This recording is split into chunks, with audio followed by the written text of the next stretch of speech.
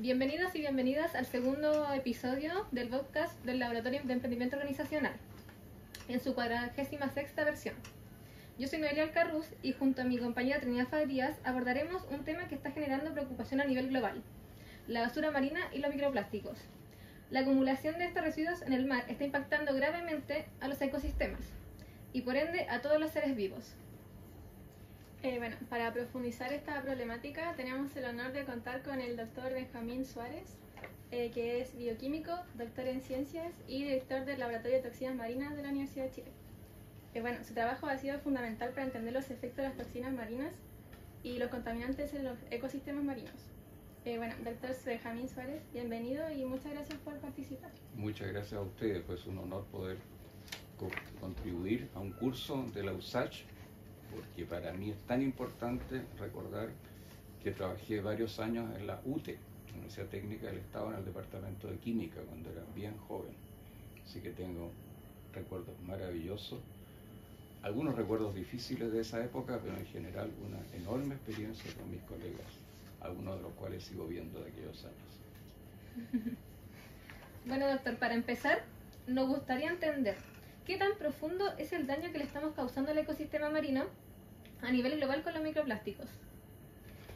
Bueno, a mí me va a ayudar mucho contarles qué está pasando en el planeta con esto. Este es nuestro laboratorio en Castro y acá en Santiago, pero esta, que es una publicación que ustedes pueden tener, yo les puedo mandar esta presentación para que ustedes puedan apoyarse, está en Open Oceans, describe la existencia de unos parches de basura plástica que están ubicados en estos sectores de los océanos.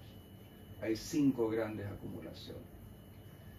Esta, por ejemplo, está afectando severamente a Rapa Nui. El doctor Martin Thiel, que ha trabajado muchos años de manera ejemplar en estos temas, estaba viendo cómo este hermoso lugar está siendo amargado por basuras plásticas que vienen de lejos, dado que la contribución de la pequeña población a esas playas no puede compararse a lo que está viniendo de lejos. Ahora, esto es un problema global de la máxima importancia, porque está afectando a todos los organismos que existen en el mar. Plásticos grandes, cuerdas, pueden producir ahorcamientos, pueden ser confundidos por alimentos, produce saciedad, los fuentes por dimensión de aves, pero todos los organismos marinos de todo tamaño están siendo fuertemente afectados. Y la respuesta que es muy dramática. ¿De dónde proviene esto? De una producción en ascenso de polímeros de gran utilidad industrial en aplicaciones en salud humana, biomedicina, sin duda, pero cuyo control de residuos está escapado absolutamente de las posibilidades de manejo a corto plazo de esta contaminación. Aquí hay una estimación también de fuentes importantes de la basura plástica emitida al océano hacia el 2019, los más oscuros, como India, Filipinas, China y Brasil, en nuestro continente, miles de toneladas, sobre 500.000 toneladas. Chile, por el momento, aparece de amarillito aquí, sin grandes contribuciones a la basura marina relativamente. Chile, con 322 toneladas de ese año, no se compara con lo que en el mundo se está, que son millones de toneladas, 62 millones, provenientes fundamentalmente del Asia, de algunos países en particular, y en Sur de América el principal responsable en estos momentos es Brasil, porque tiene una industria muy avanzada. Fíjate que a pesar de eso, hay zonas de Chile, en Chiloé, por ejemplo, en zonas hermosas de TIF, que por razones hidrográficas de corrientes tiene toda esta acumulación de basuras de todo tipo, es como un receptáculo de cosas. No todas las playas de Chiloé, por Dios, son así, pero tienen residuos. Esto es un caso muy particular. Y ustedes hablábamos de los efectos físicos, el estrangulamiento, la saciedad. Hay situaciones que a mí realmente me erizan los pocos pelos que tengo. Este es un nido, una foto tomada por una alumna nuestra en la zona de Chiloé, donde en este caso son aves marinas que han utilizado y se han adaptado a la presencia de estos residuos, chicotes, cuerdas, etcétera, que han ido sustituyendo las ramitas de árboles, de vegetales de esos años. Y es dramático verlo como estos pajaritos van a nacer en un medio. Y aquí tienes el origen, la destrucción, la degradación, como mencionábamos, de estos flotadores que son hechos de plumavit, que es muy frágil y que se utilizaron por muchísimo tiempo en Chiloé y en otros para servir de flotadores en la industria de la mitilicultura, el cultivo de choritos, que es muy importante en el sur de Chile. Se han ido cambiando por estas boyas que tienen ahora una cobertura de otro polímero, lo vamos a ver en el microscopio confocal después, pero que pueden ver a ustedes ahí que tienen plumavit adentro, es decir, si se quiebra la boya nueva, tenemos el mismo problema de acá. Entonces, si tú miras estos objetos que están degradando, uno decía, bueno, ¿por qué no los retiramos? ¿Por qué no evitamos que esto llegue al mar o esté expuesto? Bueno, es difícil armarlo, es difícil hacer esta limpieza. Y los efectos son grandes. Pueden, por ejemplo, estas partículas acarrear bacterias que pueden ser patógenas para los organismos marinos. Se depositan las bacterias porque los plásticos repelen el agua en general y son lipofílicos. Pueden ser una superficie apropiada para recibir a organismos. Pero también se pueden transportar esto, como se está viendo recientemente, por las corrientes marinas. Pueden también seguir en gran cantidad producir una barrera física al paso de la luz, y la mayoría de los organismos marinos, fitoplancton, depende de la luz, fotosintetizan, las plantas marinas hacen fotosíntesis, necesitan de la luz. Daños en los arrecifes. Estos plásticos no son solo el polímero, sino tienen muchos aditivos, algunos de ellos muy peligrosos, que se liberan a lixiviación de eso al agua, y esos compuestos químicos que han expuesto al ambiente. El efecto trófico negativo, porque produce saciedad, produce estrés fisiológico e inanición finalmente por muerte. Alteración del equilibrio del fondo y lo más dramático que vemos es el atrapamiento de los animales. Por ejemplo, las focas, que cuando son pequeñitas, pueden enredarse en su cuello y crecen años y aumentan de tamaño y empiezan a ahogarse. Y hay gente, por ejemplo, en Nueva Zelanda, heroica, que los pesca, cuesta mucho porque son muy vigorosos, para sujetarlos y poderles cortarles la cuerda que los está ahogando. Y obviamente es un trabajo. Entonces, ¿qué ocurre? Que además hay pájaros marinos que comen pescados, hay peces que comen microcrustáceos más chiquititos, el zooplancton que se llama, y cada uno de esos puede estar afectado, y cada uno de esos pequeños organismos pueden estar acumulando en su cuerpo microplástico porque lo consumen del medio ambiente. Claro, los moluscos bivalvos sí son filtradores, y esos depositan, acumulan partículas del ambiente. Al final las mismas personas terminan comiéndose esos pescados contaminados. Claro, porque nosotros aquí no están los seres humanos, pero todo esto pasa a ser parte del alimento marino, y por eso he querido colocar aquí, alertarlos sobre cuáles son las fuentes de los polímeros de salud humana.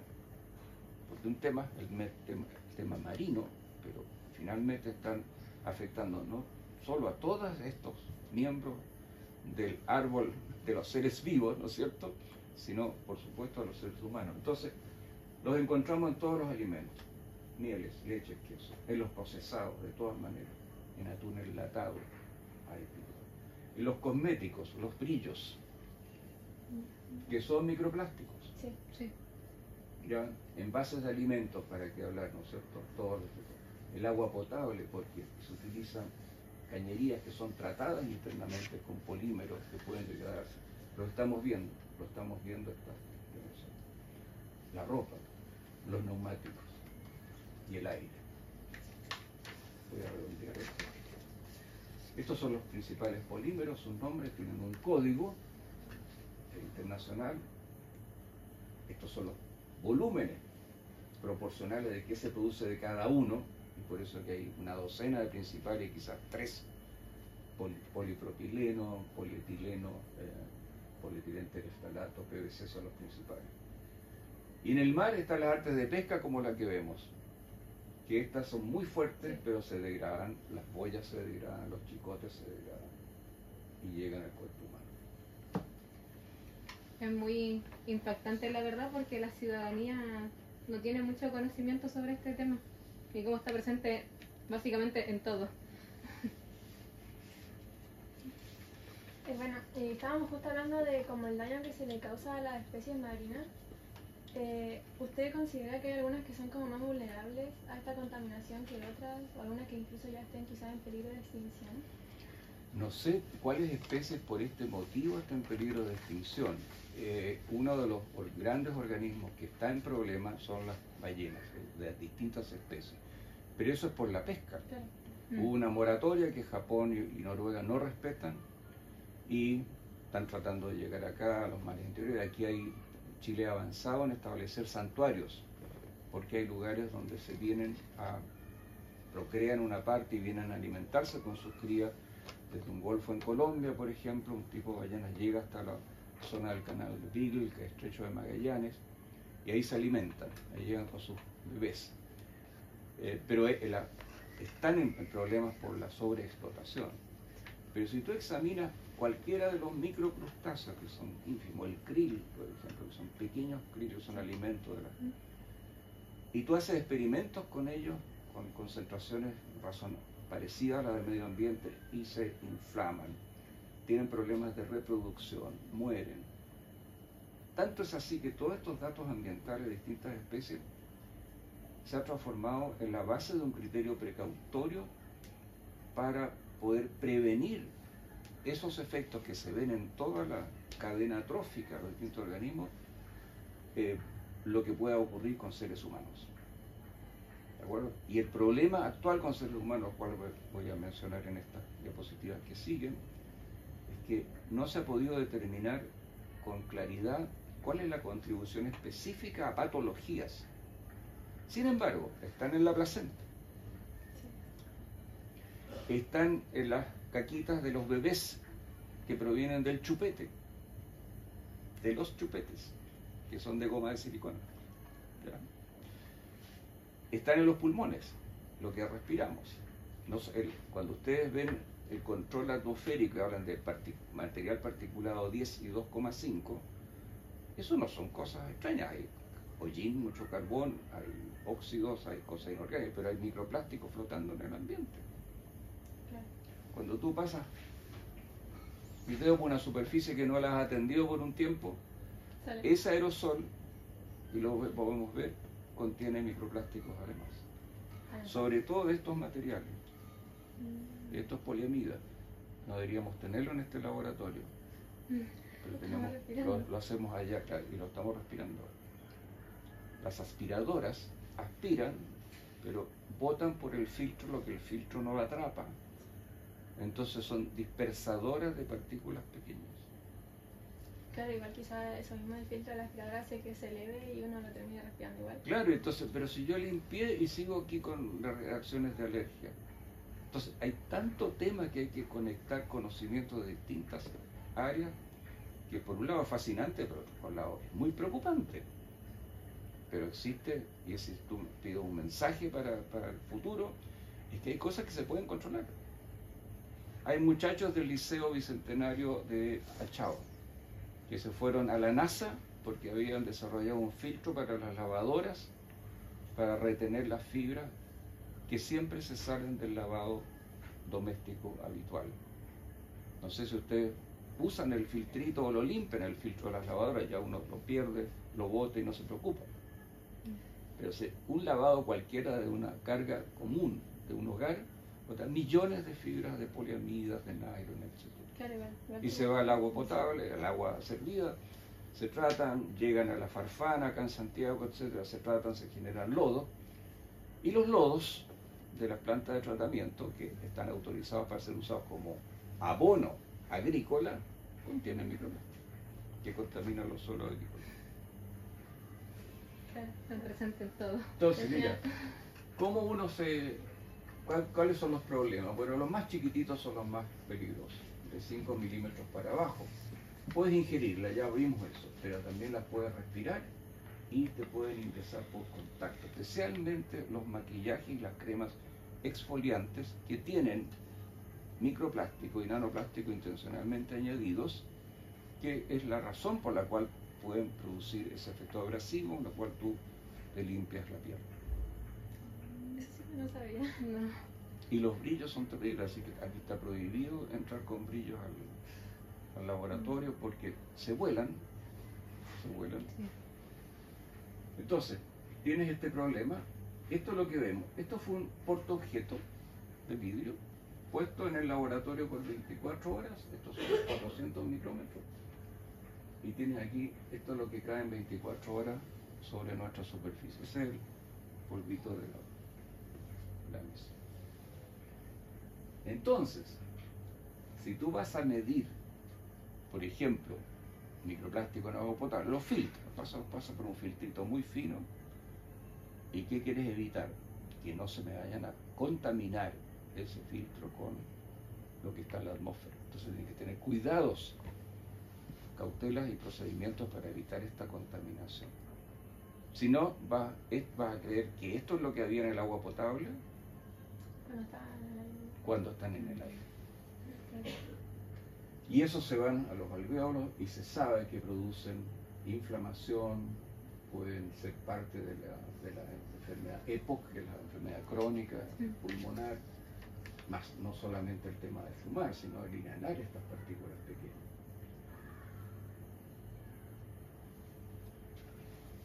Después de la pandemia que afectó a nivel global, entre el año 2020 y 2021, todos los residuos plásticos como guantes, mascarillas han proliferado en el mar. ¿El daño causado por estos residuos es reversible de alguna forma?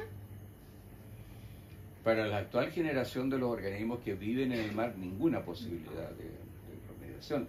Si el problema es que no lleguen al mar, porque no tengo la tabla aquí, pero están las modelaciones para saber la duración, la persistencia de estos plásticos antes de degradarse totalmente. Bueno, muy bien es poder estimar por modelos matemáticos cuánto se va a demorar en degradarse un plástico. Pero ocurre que se degradó y se transformó en microplástico y nanoplástico, que es el problema. Es decir, no basta que esto dure mucho, que es un problema porque la basura macroscópica, lo que tú ves, persiste, pero el asunto es que silenciosamente, de manera invisible, esto se está degradando y generando trillones, números impresionables de materia orgánica, de materias, de compuestos orgánicos, de polímeros, muy pequeños, que son los más riesgosos, sobre todo para la ingesta y sobre todo para el sistema respiratorio. Claro, o sea, el microplástico que ya llegó al océano, como que ya no se puede hacer mucho por... Ahora, no tengo aquí las diapositivas, pero hay en algunos lugares muy contaminados, se han hecho experimentos pilotos con redes que implica una inversión muy fuerte, que es tratar justamente de atrapar estos parches de basura y coleccionarlos y llevarlos a tierra, lo cual implica el problema: ¿qué hacemos con este montón de basura que colectamos? A volver de nuevo, las lluvias, las tormentas pueden vaciar eso. ¿Cómo evitar que lleguen a los cuerpos de agua? Es lo principal, y eso no hay ningún incentivo económico importante para eso. Los incentivos van por el lado del reciclaje, el lado de procedimientos, por ejemplo, microbianos o bioquímicos para degradar plástico que sean económicamente rentables, porque lo que uno quiere generar son monómeros que vas a volver a colocar y formar polímeros en reacciones a nivel industrial para reutilizarlo. Eso se permitiría que esta explosión de producción pudiera enlentecerse, porque estás aprovechando cada mes productos reciclados. Lo que se recicla ahora no tiene la misma durabilidad de los plásticos originales, los plásticos primarios. Y eso es otro problema. De manera que, volviendo a la pregunta esta, son muy resistentes, van a persistir en el mar, y por eso dije al comienzo, para los organismos marinos actuales no hay esperanza. Para las generaciones, para muchas generaciones. Si lo que hay que hacer es impedir que lleguen a los cuerpos de agua y al mar. Y como sociedad, como un ciudadano que no sepa tanto sobre este tema, ¿Cómo podemos enfrentarlo? Con educación. Y la educación tiene que partir con los niños de básica, que es lo más importante. Eso es lo que propone el profesor Till. Preocupemos a los niños de básica, preocupemos a los chiquillos de enseñanza media, porque ya más adelante va a ser muy difícil cambiar las actitudes. Ahora, hay experiencias muy buenas en 20 años, 15 años antes, sobre el tabaquismo, donde los niños chicos fueron una fuente muy importante de crítica en sus hogares para que sus padres dejaran de fumar. Y eso ocurrió a nivel mundial como reacción. Ahora se ha perdido. Chile está muy avanzado en tabaquismo, en mujeres. Volvimos a cosas anteriores, que aumentó el precio. Como yo no fumo, no me había dado cuenta que una cajetilla costaba 9.000 pesos. ¿No es cierto? ¿Es así? Usted lo sabe. Yo no sé, la verdad. ¿Oiga? Ni por el precio. Hay gente que compra 10 cajetillas diarias. Se le va parte del sueldo en eso, una cosa. Y es una adicción, no es una mala costumbre, es una adicción. Bueno, pero estábamos hablando de los microplásticos en ese caso. Pero como ejemplo de esfuerzo cultural transversal, tiene que ser un programa nacional, tiene que estar en los currículos.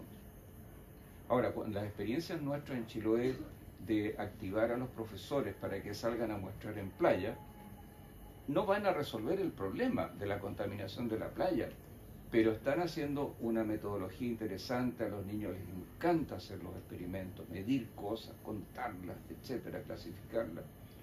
Es una actividad muy lúdica y muy bonito que se hace en grupo, entonces eso ha sido muy exitoso. Y los profesores, ¿qué pasa? Claro, aprenden un poquito, pero lo principal es que los niños se estimulan, salen de su estado a veces poco indiferente frente a la formación y se entusiasman, abren los ojitos y se hacen curiosos, por lo menos en ese momento. Entonces son prácticas pedagógicas que pueden tener efectos súper positivos. Están creando conciencia desde de los pequeños. chiquititos, si no, Sí. no hay caso.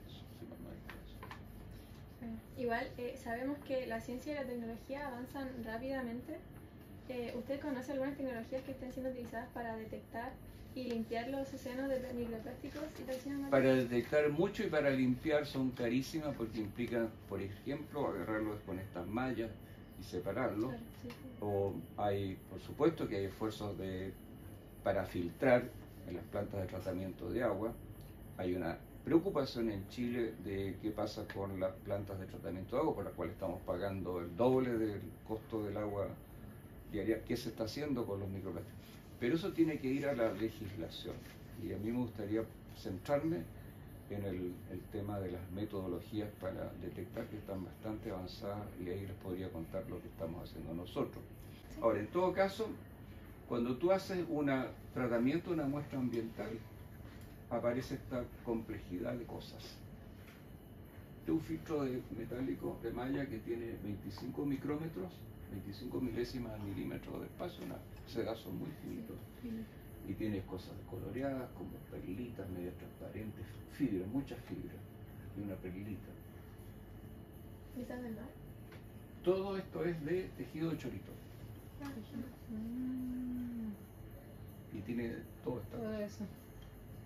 ¿Y qué hay aquí? Entonces aquí hay que tener claro que está analizando uno, porque si tú miras acá y dices, pero todos son microplásticos. Este, claro, está medio transparente, así que es plástico, y este también. Y este ya a lo mejor es un plástico coloreado. No te basta el microscopio, no te basta la observación visual. Tienes que analizar cada uno. Uno por uno. Uno por uno. Y para analizar eso hay métodos. Así que yo les puedo mostrar. Vamos a verlo allá. Por favor. Acá. Yo voy a iluminar esta platina. Esto lo puedes tomar.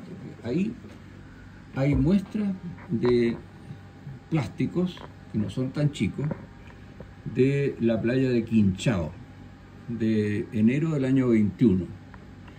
Y hay varias cosas, hay unas cosas coloraditas, negras, hay unos azules al lado derecho arriba, y abajo hay verdes claros. Están colocados en papel en cinta adhesiva, ¿ya?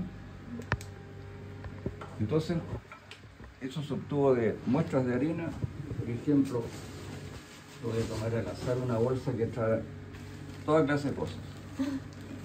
Entonces lo que uno hace es una muestra de arena de esta, de mesoplástico que se llama, que toma pequeños trocitos de cada cosa que distinga. Esta ya ha sido analizada. Hay bolsas, hay una botella, hay este bendito Plumavit que tienes ahí, por extendido. Esto no sé lo que es, pero esta verde puede ser polipropileno o polietileno con un colorante verde, ¿ya?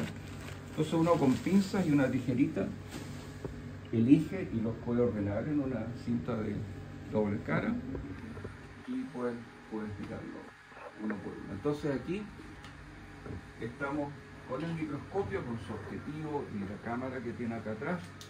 Estamos mirando, si puedes ver, hay que como una pintita celeste ahí. Sí. Ya. Eso es lo que estamos viendo acá en el microscopio. Esa es la puntita, si lo ves aquí, de la partícula celular. Voy a ampliar la cámara para que se vea mejor. Y uno puede cambiar el foco y explorar distintos detalles de la partícula. Nos vamos a quedar ahí. Ahora, este es un microscopio confocal Raman. Raman hace honor a un profesor de la India que ganó el Nobel ahí por el año 1936 por haber descubierto este fenómeno, que es que tú iluminas con una luz láser. Esta luz láser es inofensiva, así que no hay problema. Entonces, iluminas una partícula con eso y esa luz verde es reflejada por la partícula, pero con distintos colores, distintas frecuencias. Y es una señal muy débil, no es como un espejo que tú te ves ahí. Pero la partícula actúa como un pequeño espejito que devuelve, así se va hacia la cámara, hacia el detector que está aquí, el fotómetro, la cámara, detecta esos fotones, esas frecuencias de la luz que tienen corresponden a distintas frecuencias y que son, por lo tanto, distintos colores. Ahora, estos colores no los vemos porque están en el infrarrojo, ¿ya? Más allá del rojo cuando ya no se deja ver, pero la cámara los detecta. ¿Y eso indica algo el color que tiene? Exactamente. Lo que aquí uno obtuvo es el espectro de ese polímero cuando le llegó la luz láser. Aquí está la frecuencia, vale decir, esto es una gama de colores dentro del infrarrojo, colores entre comillas, dentro del infrarrojo, no es que pase del verde al amarillo azul como un arcoíris, sino que está dentro del infrarrojo, que el aparato distingue con mucha precisión. Y lo que descubre es que hay ciertas frecuencias donde se produce un aumento de la señal.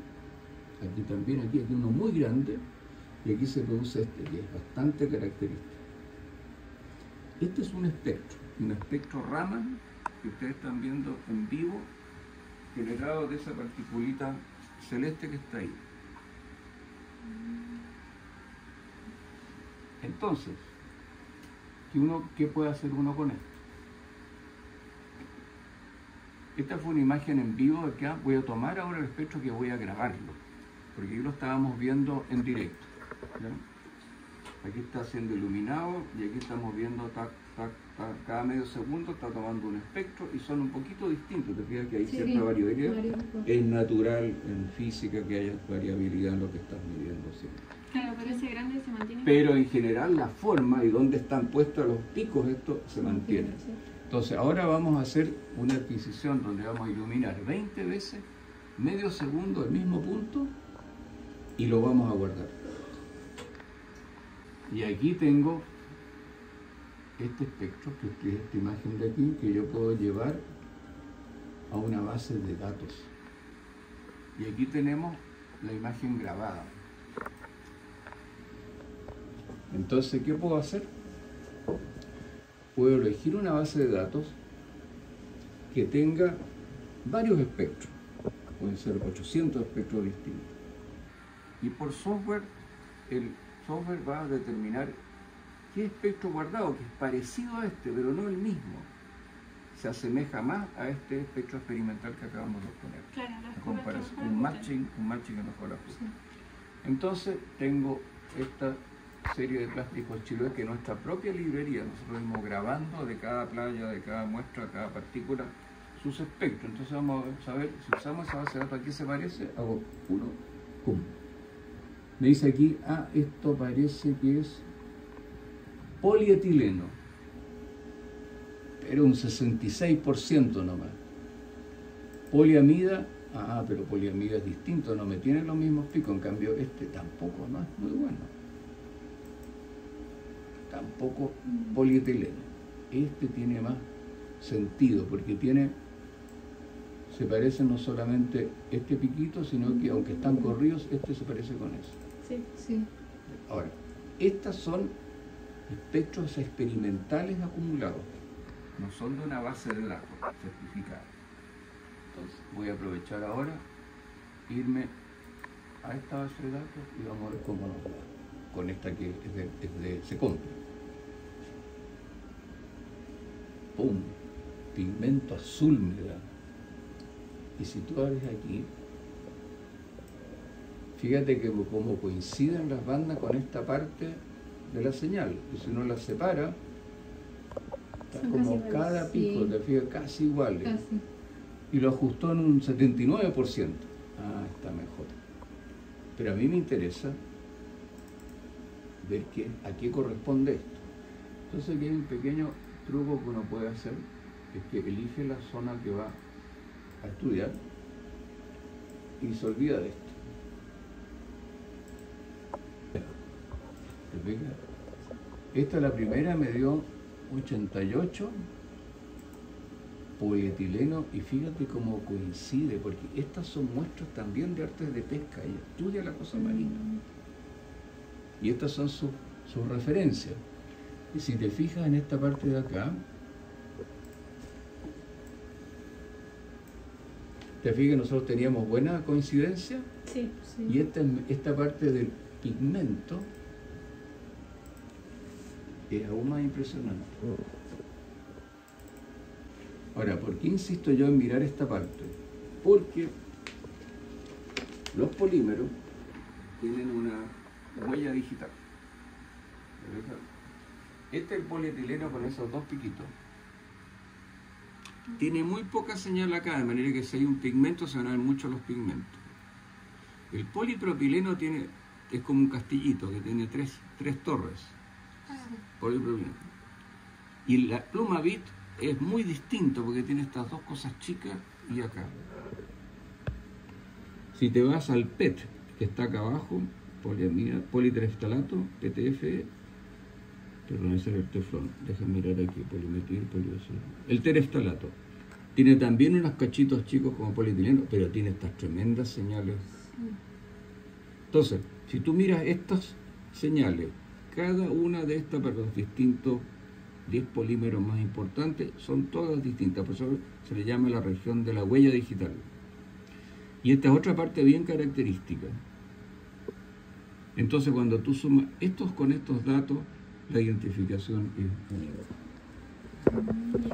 ¿Por qué digo que es un polietileno azul? Porque se fijaron que el ajuste dio inmediatamente blue pigment, que son estas bandas de acá. Sí. Y el polietileno tiene poquitas señales acá. En cambio aquí hay unas muy grandes que están, y esa es interesante porque te das cuenta que cuando tú ves una muestra de esta, que es de un arte de pesca, no son polímeros puros, sino que se fabricaron, en este caso, para hacer la cobertura de una boya. Y se las agregó un pigmento azul, para distinguirlas a lo lejos y para protegerlos de la luz ultravioleta. Entonces el espectro es mezcla del pigmento con el polímero. Y en este lado, este polímero tiene muy pocas señales. Entonces me tengo que apoyar en esta forma de acá, que es característico, de decir que esto realmente es un polietileno con pigmento azul. Me voy a mover a otra particulita. Antes de seguir. Me voy a mover a estas verdecitas que están aquí abajo. ¿Ven? Ahí tiene. ¿Ya? Sí. Ya, voy a ver qué me da esto, porque esto no lo he hecho. Vamos a ver qué nos da esta cosa. A ver si da algo. Aquí tenemos esta señal. Entonces vamos a usar el protocolo que tenemos nosotros, donde eliminamos esta parte del análisis, porque aquí no hay agua, pero el agua da una señal guatona como esto, sí. Y después vamos a verlo desde 1800 a 2500. Ahí está. Entonces vamos a volver a nuestra base de datos. Voy a hacerlo con mi propia base de datos, y aquí me dio polipropileno envejecido Cabo Verde de DETIF. ¿Cuerdas verdes como esa? Sí. Y aquí sí que tenemos un mucho mejor ajuste. A pesar... Tengo que hacer esto.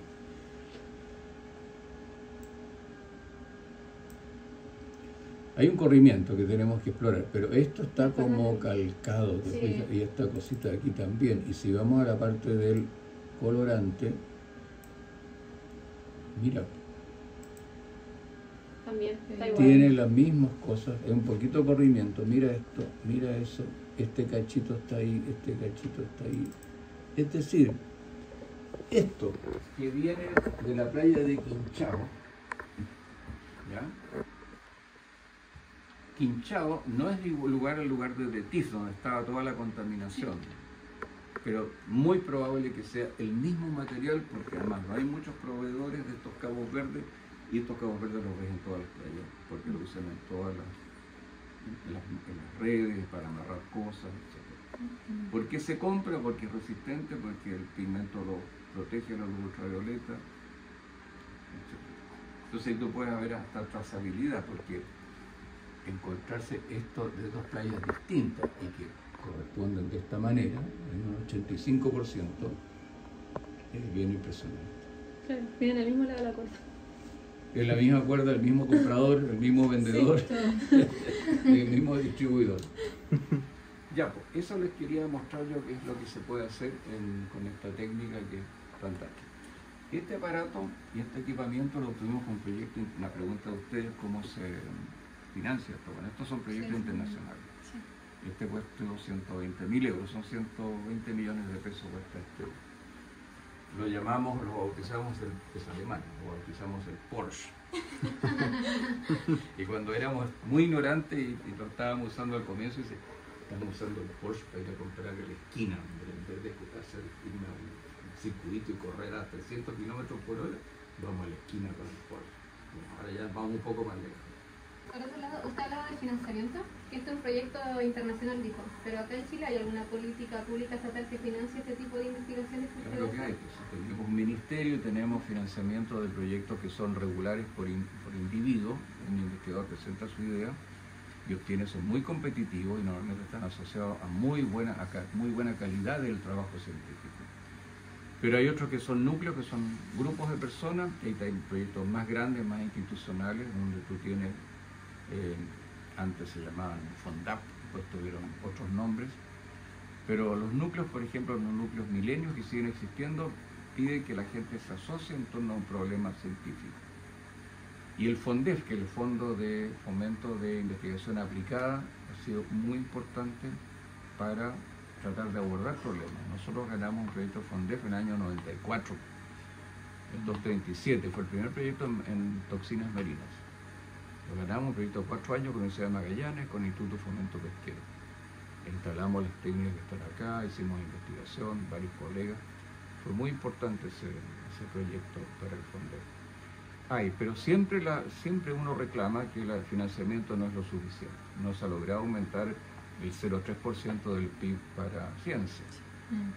Y para los jóvenes eso es complicado porque es demasiado competitivo y no hay plazas, no hay apertura. Hay universidades privadas que se han abierto mucho y nos alegramos de que hayan acogido muchos jóvenes que no tenían destino profesional y que son investigadores ahora. Pero en la universidad estatal está muy complicado el asunto.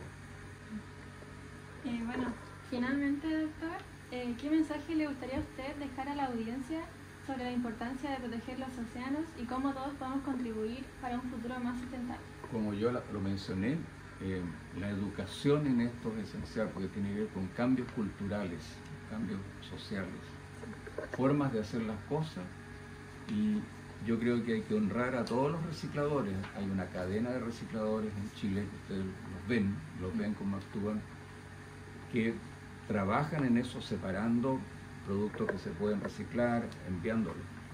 Chile no tiene grandes plantas recicladoras de plástico, de termoplástico, que son los que se pueden fundir y nuevamente generar. Los que no son termoplásticos no se pueden reciclar fácilmente, entonces se botan, los neumáticos, un desastre, miles de millones, etc. Hay usos para la construcción. Ahora, hay una gran innovación en el mundo, hay mucha plata puesta en reciclaje, en producción, sí, de nuevos polímeros que sean degradables por métodos que tienen que ser costo eficientes y que deben ser amigables con el medio ambiente. No es cualquier método, porque hay polímeros que tú los puedes desarmar, pero lo que usa es tan contaminante que es preferible dejar el polímero intacto. Entonces hay mucha investigación en eso. Pero a nuestro país es la educación, es la actividad de profesores líderes como el profesor Martin Tigre, que ha hecho la organización de los estudiantes científicos de la basura. Y eso para mí es ejemplar. Eso nos ha inspirado a las cosas que hemos tratado de hacer a pequeña escala. Así que recuerden ese nombre, recuerden lo que él hace, invítenlo, entrevístenlo para esta cosa. Sería maravilloso que él diera su mensaje y su pasión en estas cosas. Sí, y vamos a anotarlo. Bueno, entonces, muchas gracias, doctor Benjamín, por compartir su conocimiento y ayudarnos a entender mejor este problema que es tan urgente. Bueno, para nosotros fue un privilegio tenerlo en esta versión del Leo y estamos muy agradecidos.